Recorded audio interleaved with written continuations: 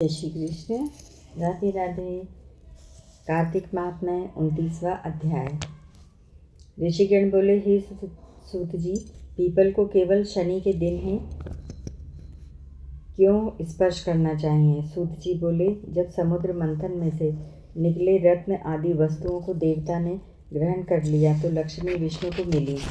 विष्णु ने जब लक्ष्मी जी को भार्या के रूप में स्वीकार करना चाहा तो लक्ष्मी ने कहा, हे नाथ, मेरी बहन ज्येष्ठा अलक्ष्मी अभी कुंवारी है, इस कारण पहले उससे विवाह करके तब मुझसे करे।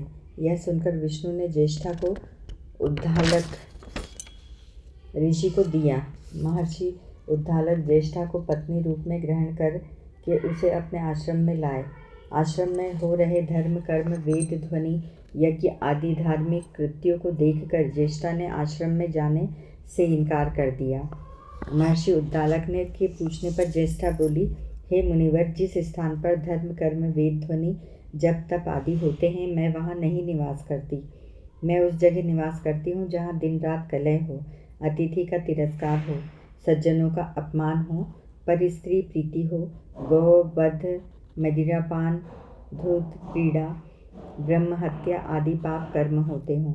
अधर्म के स्थान पर ही मेरा निवास होता है। उद्दालक ने जब ज्येष्ठा अलक्ष्मी के मुख से यह वचन सुने तो उन्होंने उसे पीपल के वृक्ष के नीचे बिठा दिया और स्वयं ऐसा स्थान खोजने चल दिए जहाँ अलक्ष्मी रह सके। उद्दालक ऋषि के लौटने की राह देखते हुए जब काफ़ी समय हो गया और ऋषि नहीं लौटे तो वह विलाप करने लगी। उसके विलाप को सुनकर लक्ष्मी जी विष्णु के साथ बहन के पास आईं। लक्ष्मी ने रोते हुए अपनी दुख कथा का वर्णन किया। तब भगवान विष्णु ने कहा, तुम इस पीपल की जड़ में निवास करो। पीपल मेरे अंश से उत्पन्न है, जहाँ प्रतिवर्ष तेरा पूजन होगा। जो स्त्रियां तेरा पूजन करेगी उनके घर में तेरी छोटी बहन अचल होकर रहेगी। इस प्रकार ज्येष्ठा अलक्ष्मी की सारी व्यवस्था करके वे चले गए।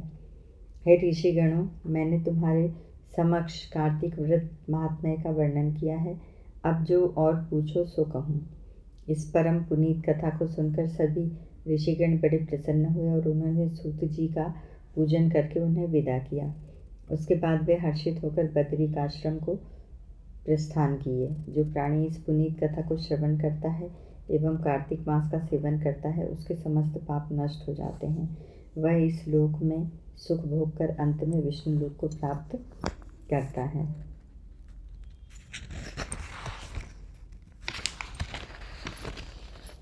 हरि ओम तत्सत।